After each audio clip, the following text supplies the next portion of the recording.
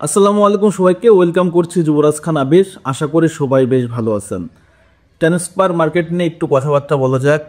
ব্রাজিলের right back, বর্তমান right back Vanderson, ব্রাজিলের এই রাইট ব্যাক লাস্ট যে ম্যাচগুলো খেলছে ব্রাজিলের হয়ে তার জায়গা থেকে সর্বোচ্চ পারফরমেন্স করছে। এবং বিশেষ করে আমরা যদি অ্যাকনলেজ করি হচ্ছে ইকুয়েডর এবং প্যারাগুয়ের ম্যাচটাতে, তাহলে দেখতে পাচ্ছি যে রাইট ব্যাকের পাশাপাশি সে যেভাবে রাইট উইংয়ে সাপ্লাই দিছে বল এবং পারফরমেন্স ছিল দুর্দান্ত।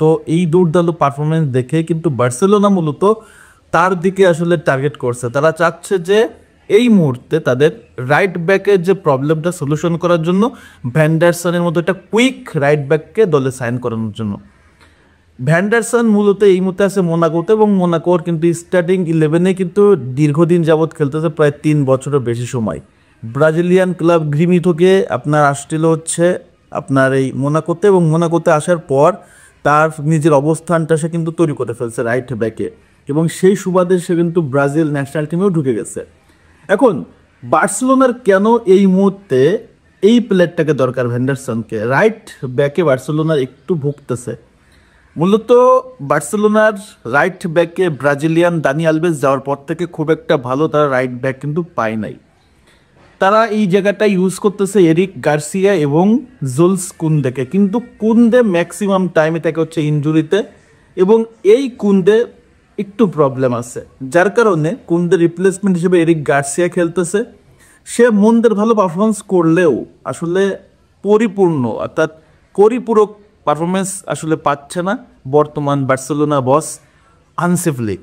এজন্য তাদের টার্গেট হচ্ছে ভ্যান্ডারসনের দিকে, এবং ভ্যান্ডারসনকে যদি তারা নিতে চায়, তারা এই মুহূর্তে যতটুকু নিউজ পাইছি, যতটুকু আপডেট আমার কাছে আছে, 30 মিলিয়ন মতো তারা একটা অফার রেডি করছে। খুব শিগগিরই তারা এই ডিসকাসটা শুরু করবে মোনাকোর সাথে, এবং মোনাকো যদি আসলে রাজি হয়ে যায়, মোনাকো তাদের এই সুপার প্রজেক্টটা বার্সেলোনার হাতে তুলে দেবে কিনা সেটা একটা ব্যাপার। আবার যদি এমন হয় মোনাকোর এই মুহূর্তে ফাইন্যান্সিয়াল ক্রাইসিস আছে বা ফাইন্যান্সিয়াল দরকার আছে, তারা হয়তো বা সেল করে দিতে পারে। তবে যদি বার্সেলোনাতে ভ্যান্ডারসন আসে, তাহলে বার্সেলোনার একটা দিক ক্লিয়ার হবে, সেটা হচ্ছে রাইট ব্যাকের যে প্রবলেমটা সলিউশন হবে। অপরদিকে ভ্যান্ডারসন যদি আসে, তাহলে ভ্যান্ডারসনের ক্যারিয়ারটা একটা ভালো লেভেলের মোড় নেবে। আমরা জানি ব্রাজিল প্লেয়ারদের বার্সেলোনাতে ক্যারিয়ারটা একটু দুর্বিষহ হয়, বাট সবার জন্য না। যারা ট্যালেন্ট, যাদের পারফরমেন্স ভালো এবং যারা আসল রিয়েল পারফর্মার, তারা কিন্তু বার্সেলোনাতে কখনো হতাশ হয় নাই। দু একজন হতাশ হইলেও, বিশেষ করে বর্তমানে রাফিনা বার্সেলোনার নেতা বলা যায়, সে দুর্দান্ত পারফরমেন্স করতে থাকে, এবং বার্সেলোনার অপরিহার্য অংশ এর মধ্যে রাফিনা। নেইমার ছিল, নেইমারও কিন্তু দুর্দান্ত আসলে পারফরমেন্স করছে। তবে কিছু প্লেয়ার বার্সেলোনাতে তাদের ক্যারিয়ারটাকে গড়তে পারে নাই। ধরে নেন রোনালদো নাজারিওর কথা, কেন তাকে আসলে বিক্রি করে দিছিল সে এখনও নিজেও জানে না। এই বিষয়টা সে এখনও ক্লিয়ার না। আর্থুর মেলে আসছিল, ম্যালকম আসছিল, পাউলিনো আসছিল, কেউ কিন্তু স্টেবল হয় নাই। এরপরে আমাদের ইয়াং ট্যালেন্ট, ইয়াং প্রসপেক্ট, ব্রাজিলের নেক্সট নাম্বার 9 যাকে বলা হতো, সেই ভিতর রোকও কিন্তু বার্সেলোনাতে তার ক্যারিয়ারটাকে স্ট্রং করতে পারে নাই, চলে গেছে আর ব্রাজিলে ফিরে পালমেইরাসে চলে গেছে। এখন ভ্যান্ডারসন আসলে তার কতটা উন্নতি হবে বা সে আসলে প্লেইং টাইম পাবে কিনা। ভ্যান্ডারসন যে লেভেলের রাইট ব্যাক, তাকে নেওয়ার জন্য যে কোনো ক্লাবই বসে আছে। যদি কখনো এমন হয় যে ভ্যান্ডারসনকে বার্সেলোনা নেওয়ার পর পারফেক্টলি ইউজ করতেছে না, তাহলে ভ্যান্ডারসনকে ধরে রাখতে পারবে না, যে কোনো ক্লাবই তাকে উড়াই নিয়ে যাবে। সো বার্সেলোনা বস হান্সি ফ্লিক কখনো রিস্ক নিবে না।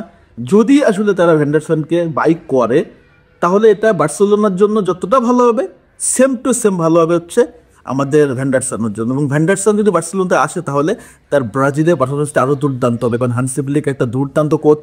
এই কোচের অধীনে যখন ভ্যান্ডারসন প্রতিনিয়ত খেলবে, তার ফুটবলটা আরও বেশি আপডেট হবে, এবং যে সুবাসটা ব্রাজিলও আসলে পাবে, কার্লো আনচেলত্তি পাবে। সো এই ডিলটা হওয়ার সম্ভাবনা প্রায় 80%। তবে কথাবার্তা শুরু হবে মনে হয় এই সপ্তাহ থেকেই। ডিলটা হয়ে গেলে আপনাদের সাথে টোটাল বিষয়টা আপডেট দিব। তবে এই মুহূর্তে আপনাদের কাছে কি মনে হয়, ভ্যান্ডারসন কি বার্সেলোনাতে আসলে তার জন্য ভালো, নাকি যেখানে আছে মোনাকো সেখানেই বেস্ট? অবশ্যই আপনাদের মতামতটা কমেন্টস করবেন।